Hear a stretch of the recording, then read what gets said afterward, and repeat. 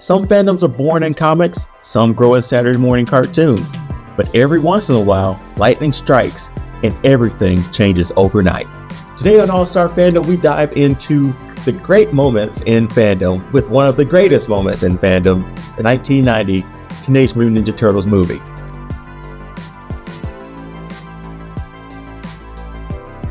Let's rewind a bit. Teenage Mutant Ninja Turtles started in 1984 as a gritty, black and white comic by Kevin Eastland and Peter Laird.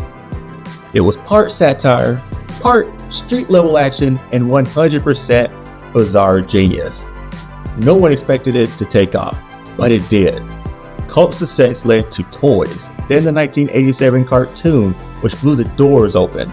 Suddenly, kids everywhere knew the names Leonardo, Michelangelo, Donatello, and Raphael. But here's the twist. The comics were dark, violent, brooding. The cartoon? Totally goofy, pizza jokes, cowabunga catchphrases, the works. By 1990, the franchise was huge, but the fandom was split. Some craved the edge of the original comics, others loved the lighthearted energy of the show. Then came the movie, and for the first time, both sides got what they wanted.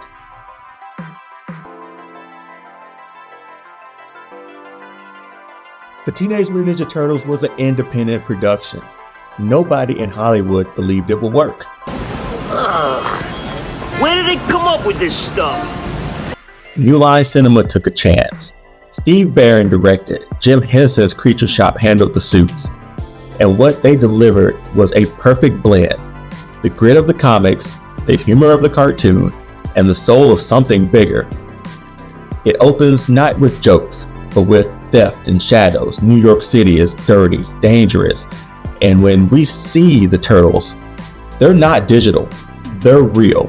Full-body animatronic suits with expressive faces, actual stunt performers inside, and genuine weight to every movement. And the performances? Shockingly human. Raphael isn't just angry, he's hurting. Leo isn't just the leader, he's afraid of failing his brothers. These aren't cartoons anymore, they're characters. For the fans, this wasn't just exciting, it was revolutionary. When the movie finally dropped, fans showed up in droves for this movie. The film grossed over $200 million globally, becoming the highest grossing independent movie of all time. What do you think, Adrian?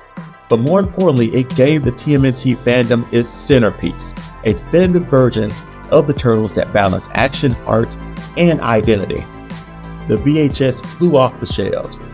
Kids dressed up as Casey Jones and quoted Splinter's monologues like gospel.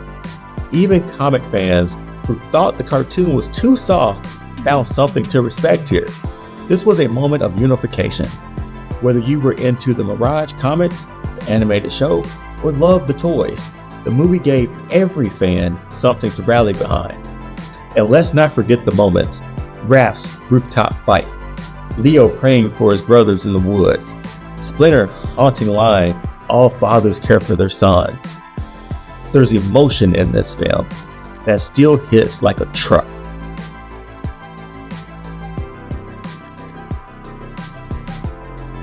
What makes the 1990s film still stands apart is the practical effects. Jim Henson's Creature Shop created suits that shouldn't have worked, but they did. The animatronics allowed for expressive, subtle performances.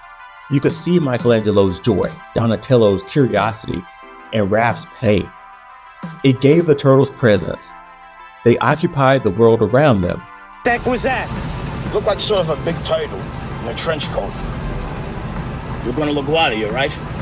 Today's CGI versions can move faster, jump higher, but they don't feel as real. The 1990 film was physical. You could feel the weight of every punch, every kick, the grime of the sewer walls, the heat of the fight scenes. It wasn't just about realism, it was about texture. And fans picked up on that. It made the world of TMNT feel lived in, tangible, true. The 2014 and 2016 movies have blockbuster polish, but they lacked soul. The 2007 animated film was stylistically bold, but didn't connect in the same grounded way. Even the recent Mutant Mayhem had a lot of charm and has been one of the best reboots or retellings since the original, but it leaned heavily into the teen chaos over deeper themes. The 1990 film struck a rare balance, serious without being grimdark, funny without being hollow, and always rooted in brotherhood. This balance is why it still stands as the definitive TMNT film and why the fandom continues to rally around it. The 1990 film didn't just entertain, it legitimized TMNT fandom. It told the world these characters matter, that a story about Mutant Ninja Turtle brothers in a sewer could be meaningful, emotional, and real. It also paved the way for other adaptations to take risks. Without its success, there might not have been room for the later comics resurgence, the 2003 animated series' darker tone, or the experimental animation of Mutant Mayhem. It reminded fans that their passion was valid, that weird stories could resonate, that a comic shop oddity could become a worldwide icon. All-Star Fandom is where all fandoms live. So go ahead and hit that subscribe button. Join me on this journey. Back to the show. Part of what made the 1990 movie work so well was the human cast. They weren't just filler. They grounded the story without pulling attention away from the Turtles. Judith Hoag's April O'Neil was sharp, brave, and believable. Never the damsel, always in the mix. You're a natural, sis. Thanks. Elias Koteas as Casey Jones, a breakout, gritty, hilarious, and sometimes a little unhinged, but with a heart that matched the Turtles beat for beat.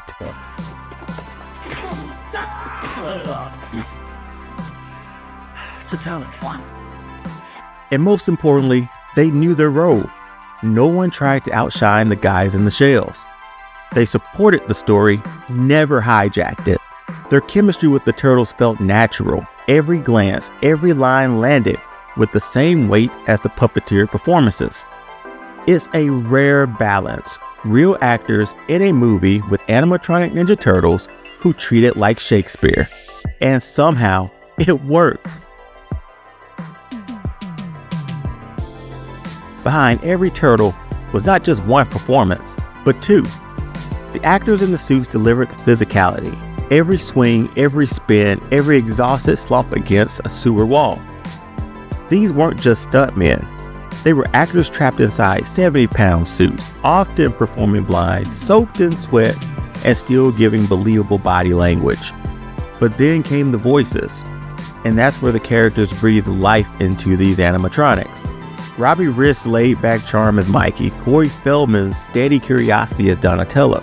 Josh Pike's not only voiced Raphael, but also wore the suit, making Raph the only turtle played by a single actor. Adding an extra layer of cohesion to the character's anger and vulnerability. These dual performances synced perfectly. You never feel the disconnect. The result? Turtles who felt like people. Not cartoons, not effects, but brothers. You didn't need to see their pupils or facial muscles to know what they felt. The voices, the body language, the little timing choices, they sold the soul of the film. It's easy to praise the story and direction, but these performers are the reason fans believe. More than 30 years later, fans still come back to the 1990s TMNT film. Not just out of nostalgia, but because it got it right. It gave us action, emotion, brotherhood, and pizza. Sales went through the roof. It dices, it slices, and yet makes French fries in 3 different. Whoops. That's why this moment, March 30th, 1990, isn't just a premiere date. It's a milestone in fandom history. The day the Turtles became legends. And this has been another great moment in fandom. If you like this video, how about taking a look at these? Maybe you'll find something else that you like, where we explore all the fandoms all the time. Thanks for watching.